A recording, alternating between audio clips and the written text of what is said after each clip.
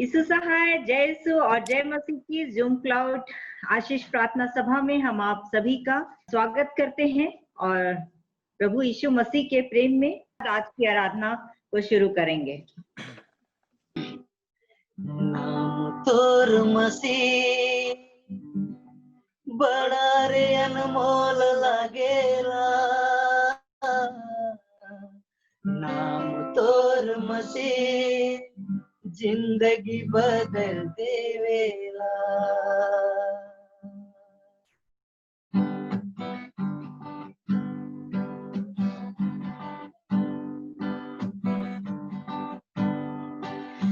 नाम तोर मसीह बड़ा रे अनमोल लागेला,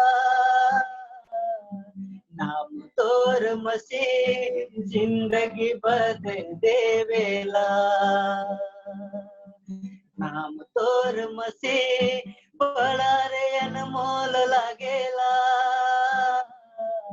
नाम तोर मसीह जिंदगी बदल देवेला। नाम तोर मसीह बड़ा रे अनमोल लागेला, नाम तोर मसीह जिंदगी बदल देवेला।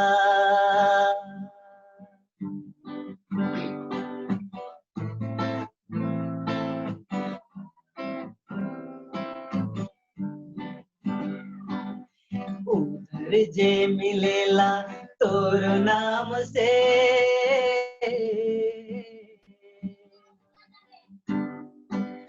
उधर जे मिलेला तोर नाम से। अब तो मैं नहीं भुलाबू तोर नाम के, अब तो मैं नहीं भुलाबू तोर नाम के। नाम तोर मसीह बड़ा रे अनमोल लागेला, नाम तोर मसीह जिंदगी बदल देवेला। नाम तोर मसीह बड़ा रे अनमोल लागेला, नाम तोर मसीह जिंदगी बदल देवेला।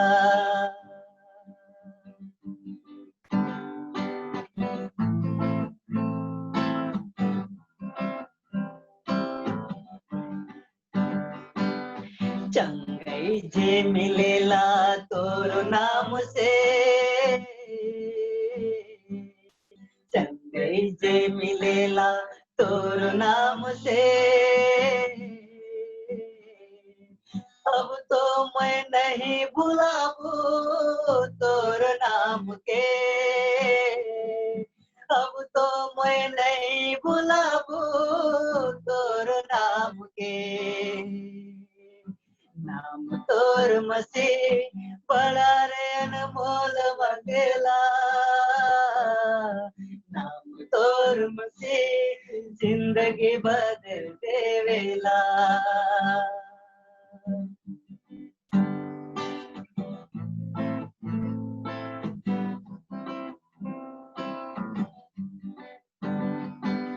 शांति जे मिलेला तोर नाम से, शांति जे मिलेला तोर नाम से। अब तो मैं नहीं भुलाबू तोर नाम के, अब तो मैं नहीं भुलाबू तोर नाम के। नाम तोर मसीह बड़ा रे अनमोल लागेला, नाम तोर मसीह जिंदगी बदल देवेला।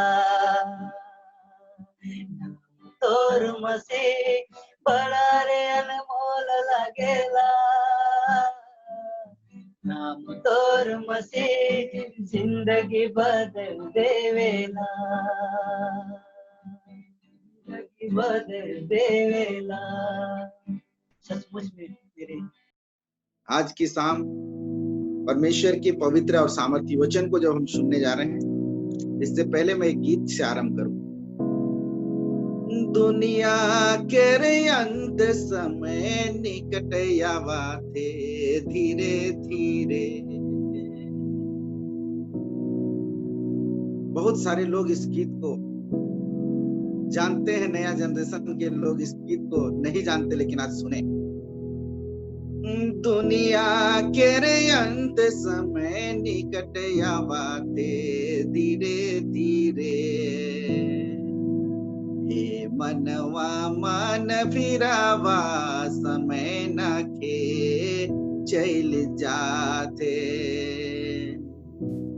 हे मनवा मन फिरावा समय न के चल जाते। यीशु कर कहल वचन पूरा हुआ थे धीरे धीरे। यीशु कर कहल वचन पूरा हुआ थे धीरे धीरे। हे मनवा मान फिरावा समय न के चल जाते। हे मनवा मान फिरावा समय न के चल जाते। सभी लोग बड़े आनंद के साथ एक बार फिर से गाएं। दुनिया के रे अंत समय निकट आवा थे धीरे धीरे। दुनिया के रे अंत समय निकट आवा थे धीरे धीरे। हे मनवा मान फिरावा समय न के चल जाते। हे मनवा मान फिरावा समय न के चल जाते। प्रियो, इस गीत के अंदर ऐसा लिखा है। गीत बनाने वाले गीतकार को बहुत धन्यवाद, बहुत सुंदर शब्दों को पिरोया है। लिखा है कि दुनिया का अंत समय निकट आ रहा है, इसलिए मन फिरा। क्या करो? मन फिरा। यीशु का वचन पूरा हो रहा है, इसलिए मन फिरा। वो वचन जो यीशु मसीह कह दिया वो धीरे धीरे पूरा हो रहा है, इसलिए क्या करो? सब लोग जोर से बोले, मन फिराओ, मन फिराओ। बाइबल का लिखा हुआ वचन, एक एक वचन पूरा हो रहा है, इसलिए यह गीत कहता है, मन फिराओ, मन फिराओ। सच्चाई है। एक दिन की बात है, यीशु मसीह का चेला, यीशु मसीह के चेले लोग जैतून पहाड़ पर थे, और उस समय चेले लोग एक सवाल यीशु मसीह से करे। बड़ा अच्छा सवाल था, बहुत अच्छा सवाल था, बड़ा जबरदस्त सवाल है। और वो सवाल ये है, मत्ती रचित सुसमाचार 24 अध्याय और उसके 3 वचन में लिखा है, हमें बता कि ये बातें कब होगी, तेरे आने का और जगत के अंत का क्या चिन्ह होगा। यीशु मसीह के चेलों के साथ में यीशु मसीह कई बार बात किया और इस बात को कहने लगा, देख मैं उद्धार करने जगत के अंदर में आया। मैं मेरा मारा जाना, गाड़ा जाना, तीसरे दिन मुर्दे में से जी उठना मेरा तय है। उसके बाद स्वर्ग की ओर उठा लिया जाऊं। प्रियो, इस वचन के अंदर में वैसे हम जब पाते हैं, लिखा है कि यीशु के चेले कहने लगे, हमें बता तेरे आने का क्या चिन्ह। यीशु मसीह कह दिया कि मैं जाऊंगा, जगह तैयार करने जाऊंगा और तुमको लेने के लिए आऊंगा। आज जिस वचन को मैं स्टार्ट कर रहा हूं, ये वचन बहुत दिन तक, मैं बहुत लंबे समय तक प्रचार करना चाहूंगा। और इसलिए यहां से जब मैं आरंभ कर रहा हूं, प्रकाशित वाक्य तक मैं लेके जाऊं। और इसलिए जितने लोग जो जुड़े हैं, आप लोग नोट्स बनाना चाहें तो बिल्कुल नोट्स बना सकते हैं। आज मैं एकदम ऊपर जिस बात को मैं बोलूंगा कि बिल्कुल केवल प्रस्तावना आज की शाम प्रस्तावना के रूप में प्रभु का वचन बांट रहा हूं। प्रियो, यीशु मसीह संसार के अंदर आया, उद्धार की सारी कामों को पूरा किया, परमेश्वर पिता की पवित्र और महान इच्छा के अनुसार तीसरे दिन मुर्दे में से जी उठा। आज 40 दिन तक इस संसार के अंदर में यीशु रहा और स्वर्ग की ओर उठा लिया। और बाइबल बताती है कि स्वर्ग की ओर उठा लिए जाने से पहले एक वादा यीशु मसीह किया,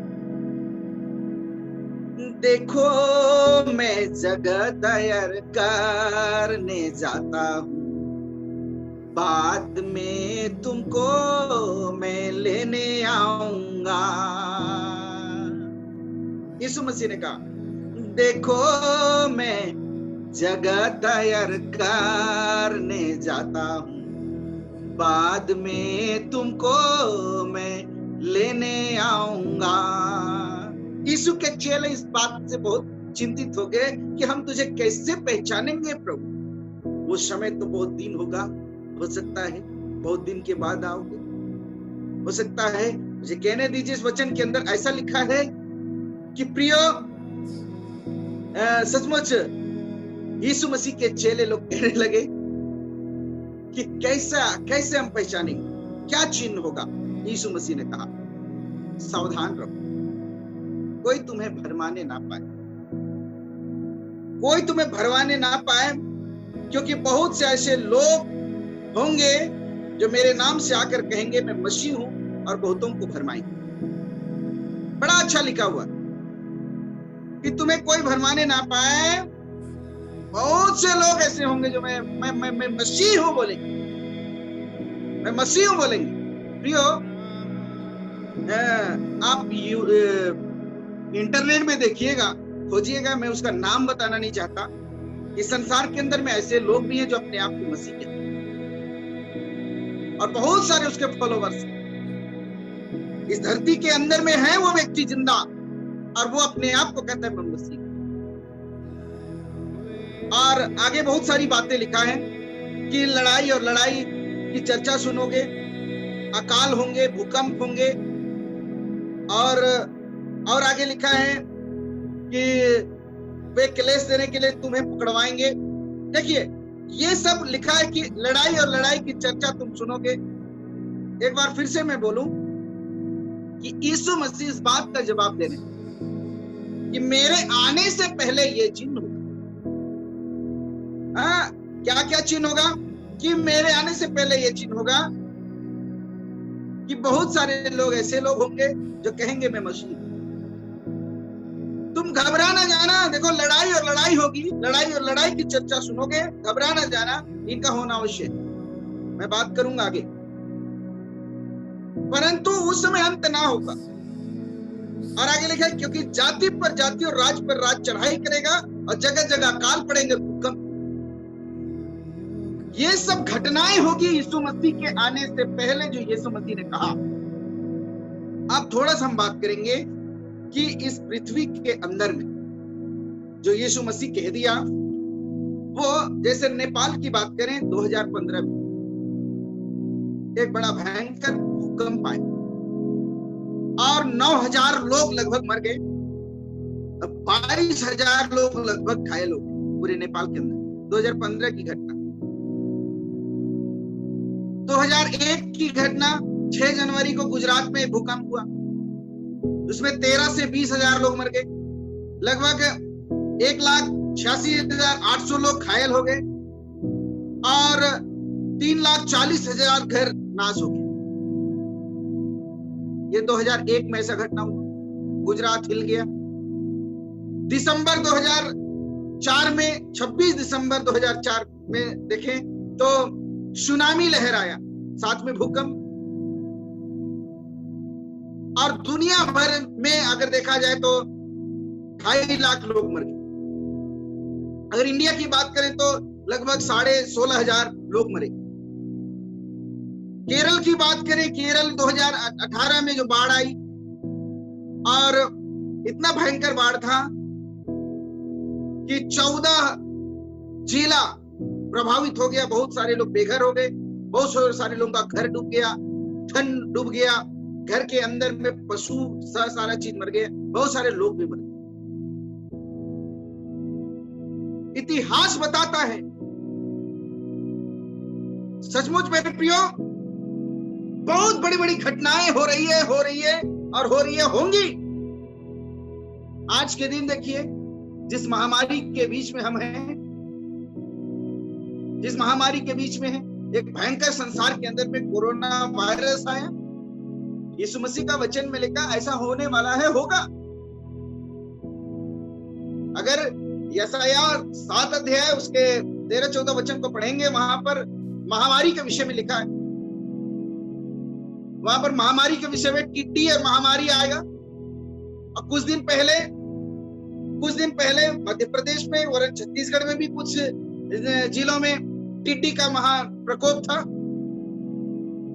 और भयंकर टिड्डी आया था, बहुत सारे नाश कर दिया। प्रशासन पूरा अलर्ट था। मध्य प्रदेश में बहुत सारे जगहों में, छत्तीसगढ़ में भी आया, आंध्र प्रदेश में भी आया। मुझे कहने दीजिए, यीशु मसीह के नाम में आज हर एक लोग बड़े ध्यान से सुने। आज ये वचन के अंदर में लिखा है कि यीशु ने कहा ऐसा होगा, ऐसा होगा। अकाल होगा, भूकंप होगा, संकट होगा, जोखिम होगा, समस्या होगा। ये अंत चिन्ह, अंतिम समय का ये यीशु मसीह ने कहा कि मेरे आने का चिन्ह हो। ये यीशु मसीह के आने का चिन्ह। आज बाइबल में लिखा है, तुम लड़ाई और लड़ाई की चर्चा सुनो। देखिए, चाहे कलीसिया के अंदर में देखें, चाहे परिवार के अंदर में देखें, चाहे देश के अंदर में देखें, चाहे राज्य के अंदर में देखें, सारी जगह लड़ाई और लड़ाई की बातें।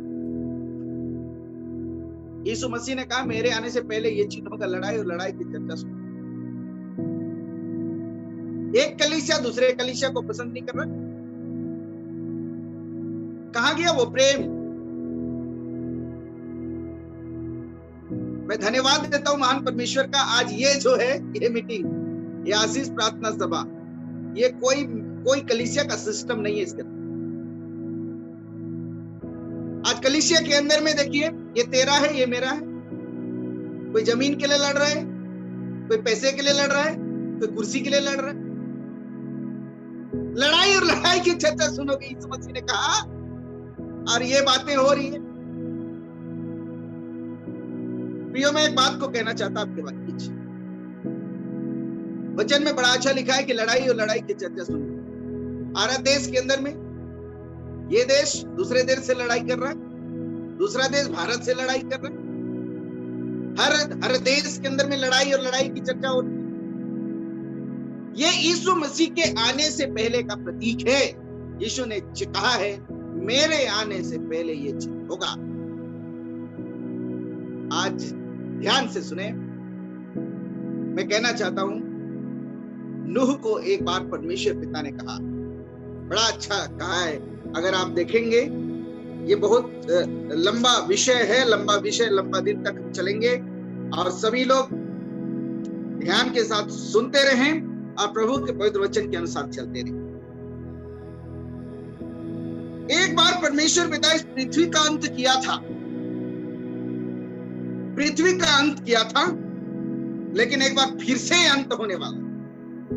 योएल 2:28 में लिखा है कि अंत के दिन में मैं अपनी आत्मा सब लोगों के ऊपर में उड़ेलूंगा।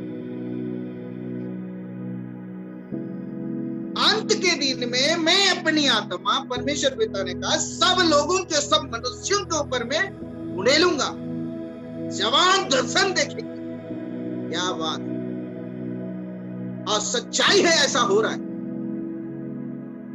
बाइबल में लिखा है कि अंत का दिन सचमुच चालू हो गया। कब से?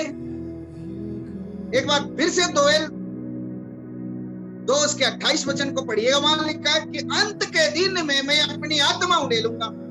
अर्थात यीशु मसीह के जी उठने के 50वें दिन में जब पेंतीकोस्त का दिन आया, उस दिन परमेश्वर पिता ने अपनी आत्मा को यरूशलेम के अंदर पेंतिकोस्त के दिन में उंडेल दिया। कहने का मतलब जिस दिन पवित्र आत्मा का आना हुआ उस दिन से अंत का दिन चालू हुआ है।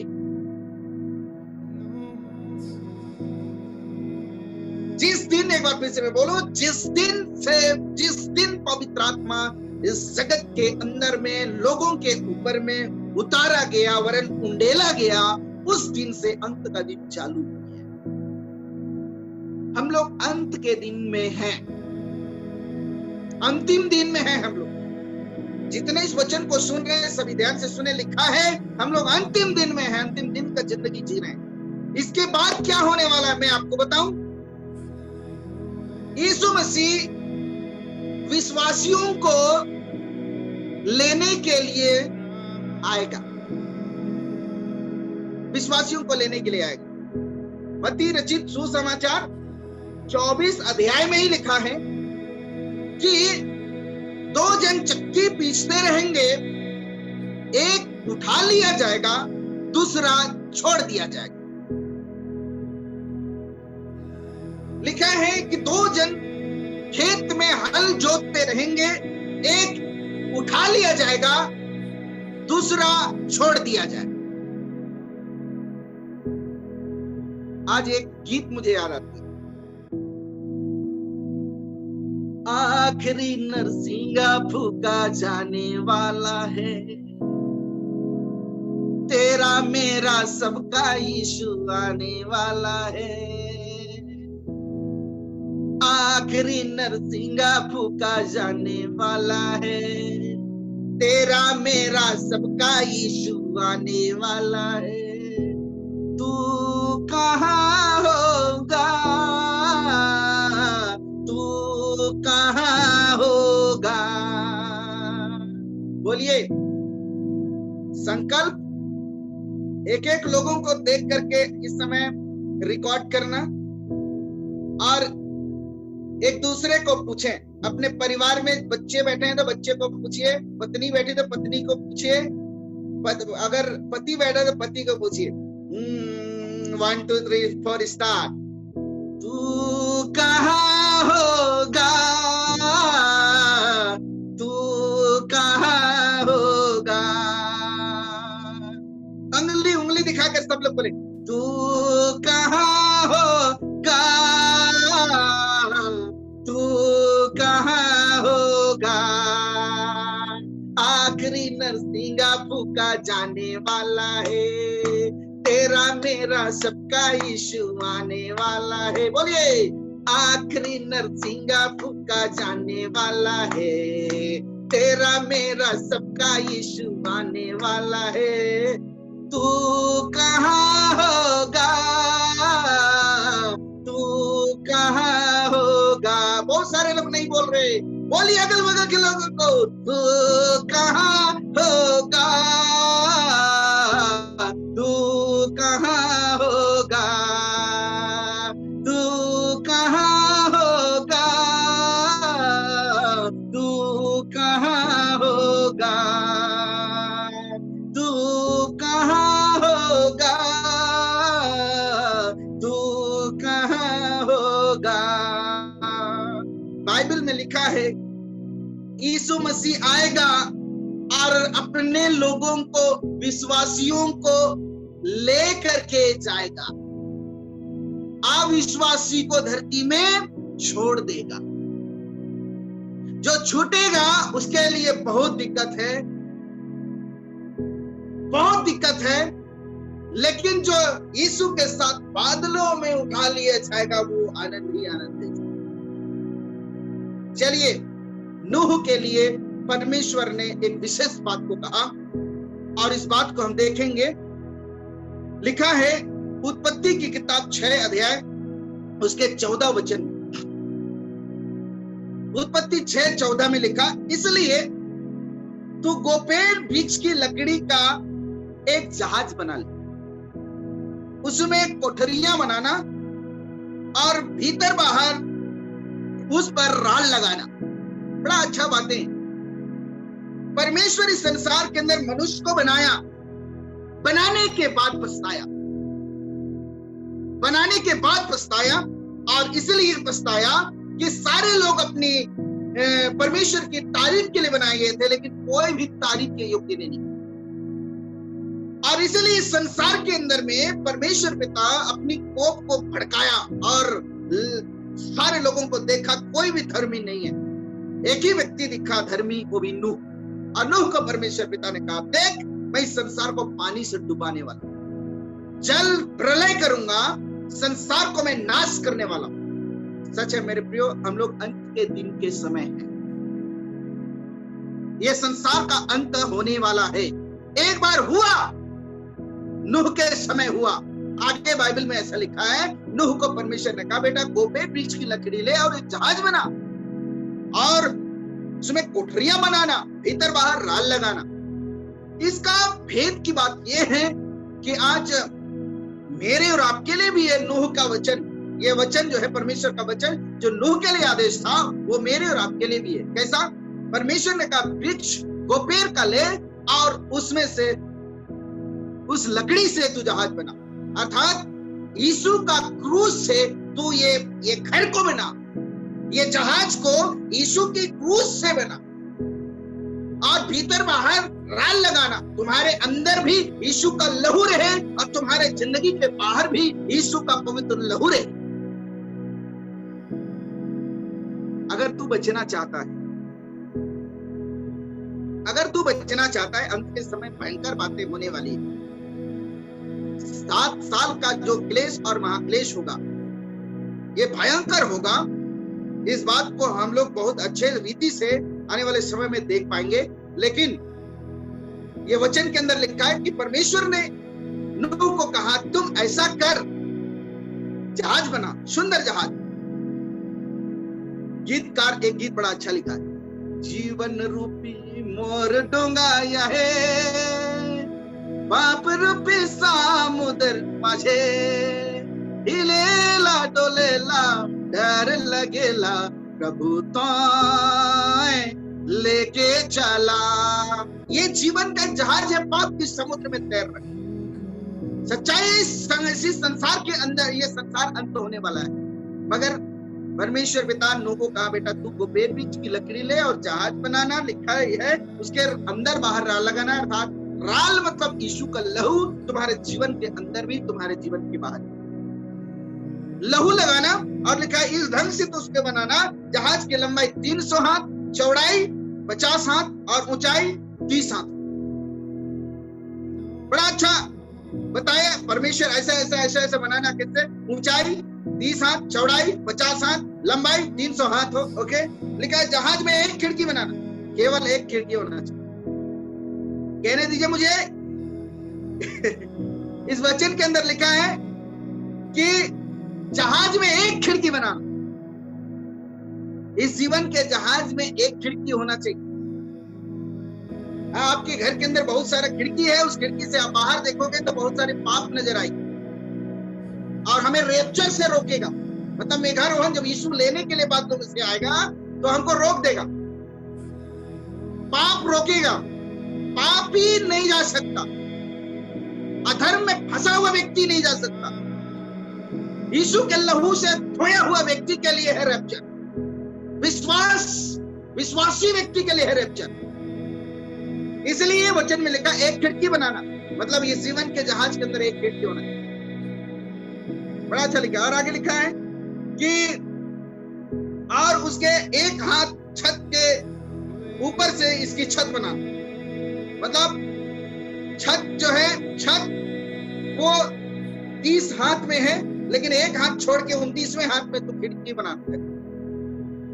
क्या बनाना? जहाज में एक खिड़की और उसका एक हाथ ऊपर से इसकी छत बनाना। कहने का मतलब वो खिड़की भी जो है ऐसा स्थान में होना चाहिए जैसे आपका घर का खिड़की जो है वो बिल्कुल नजदीक है। इसके कारण आप देख पाते हैं बाहर की बातों को। लेकिन परमेश्वर का कहना था कि 29वें हाथ में जो खिड़की रहेगा उससे केवल मैं देखूंगा, तू नहीं देखेगा। इस जीवन की जहाज के अंदर हाँ ऐसा खिड़की होना चाहिए, केवल एक, और इस खिड़की से हम बाहर ना देखें लेकिन परमेश्वर हमको देखे, हमारे अंदर को, हमारे जीवन को देखे। परमेश्वर पिता के लिए वो खिड़की होना। ओके, लिखा है जहाज की एक और द्वार रखना, मतलब इस जीवन के जहाज के अंदर में एक द्वार होना चाहिए। कैसा? घर के अंदर बहुत सारे दरवाजा होते हैं, पूरब तरफ भी, पश्चिम तरफ भी, उत्तर तरफ भी, दक्षिण तरफ भी, है ना, बहुत सारे घर में तो द्वार होती है, लेकिन परमेश्वर ने कहा नूह को एक द्वार होना चाहिए। यीशु मसीह का पवित्र वचन में लिखा द्वार मैं हूं, अर्थात वो द्वार भी कौन होना चाहिए? उसका नाम यीशु, हालेलुया, यीशु होना चाहिए। और लिखा है जहाज में पहला, दूसरा और तीसरा खंड बना। कहने का मतलब क्या है? इस जीवन की जहाज ऐसा बनना चाहिए, पिता और पुत्र और पवित्र आत्मा के लिए जगह होना चाहिए, क्योंकि अब जल प्रलय होने वाला, कुल मिला के अंत होने वाला। इसलिए इस जहाज को इस ढंग से तैयार करना है कि सचमुच हम अंत के इस भयंकर समस्या जो आने वाली है, भयंकर समस्या जो आने वाली है, आकाश के ऊपर से ओले गिरेंगे मेरे प्रियो, आग से मिला हुआ ओला गिरने वाला है आकाश के ऊपर से। ये चांद सितारे सूर्य काम करना बंद कर देंगे।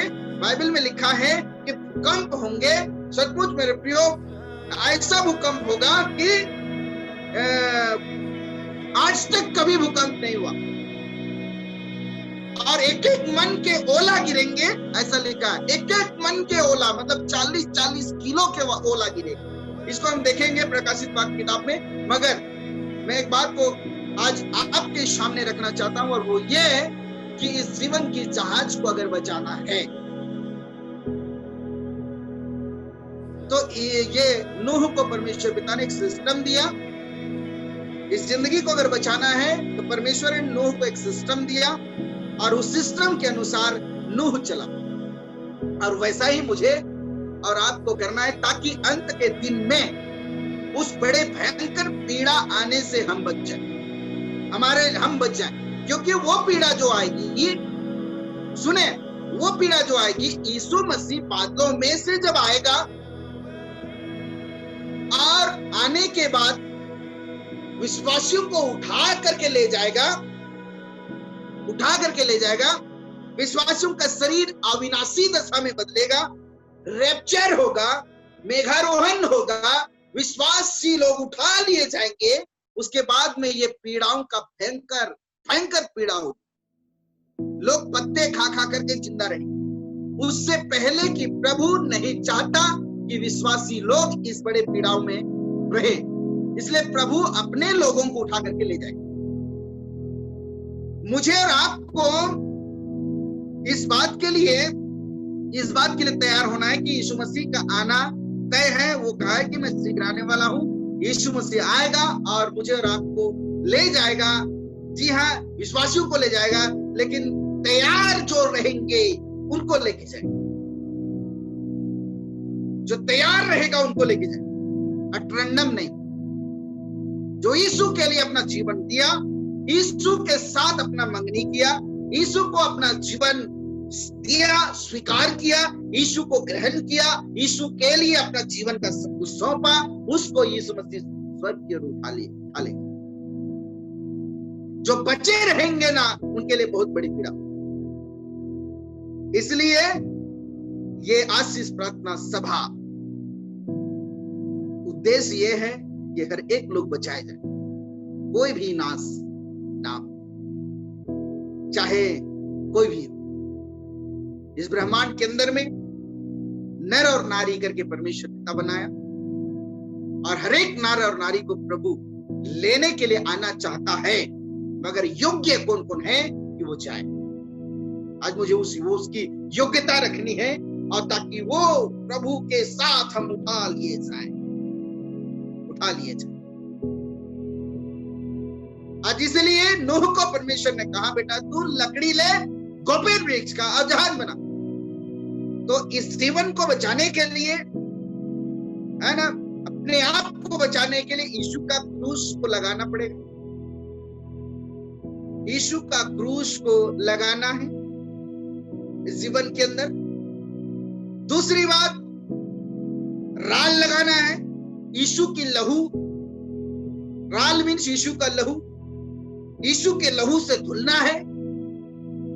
तीसरी बात, खिड़की जो है वो खिड़की ऐसा होना चाहिए ऊंचाई में, ताकि आप ना देखें, परमेश्वर पिता देखे। द्वार एक होना चाहिए, केवल यीशु मसीह वो द्वार कहलाए। अगर दो द्वार रहेगा तो एक पक्का है यीशु रहेगा, दूसरा लेकिन शैतान का रहेगा। तो द्वार एक होना चाहिए जिसका नाम क्या है? यीशु है। वो मेरा जीवन का ये से जहाज सीखना है। तब यीशु आएगा, यीशु आएगा और यीशु मसीह लेके जाएगा। आज अंतिम में कहना चाहूंगा कि तो हमें क्या करना है। बाइबल में लिखा है कि वो दुल्हा बन के आएगा, बारातियों के साथ अर्थात स्वर्गदूतों के साथ आएगा, तुरही फूंकते आएंगे। वाह क्या बात है, कितना गाजा और बाजा होगा। लेकिन किसको लेने आएगा? दुल्हन। जितने लोग अपने आप को दुल्हन कहते हैं, हाथ उठा करके बताए, प्रभु मैं दुल्हन। जोर से यस। ये जितने लोग हैं संसार के अंदर में, जितने नर और नारी हैं, वो प्रभु यीशु मसीह के दुल्हन हैं। कलीसिया दुल्हन है। यीशु दुल्हन को लेने के लिए आएगा। और दुल्हन तब कहलाती है, कब कहलाती है? जब जिसका जैसे मंगनी होता है, मंगनी हो जाता है। मंगनी, एक तरफ दुल्हा खड़ा, एक तरफ दुल्हन खड़ी, और यहाँ पर मंगनी होता है। बोलते हैं नहीं, मैं इसी से विवाह करूंगा, इसी से विवाह करूंगा। मतलब एक दूसरे को पहचान कर अपना दिल को देते, जीवन को देते, पहचानते, और एक साथ जीने और मरने की, यहाँ पर विवाह करने की कस्में खाते कि इसी दुल्हा के साथ मैं विवाह करूंगी। और दुल्हा भी बोलता है इसी दुल्हन के साथ विवाह करूंगी। अर्थात कहने का मतलब विवाह से पहले, वाचा बांधने से पहले एक बात आती है सामने, और वो ये प्रतिज्ञा होता है। दिल को देते, समर्पण करते, कहते, अंगीकार करते हैं खुदा।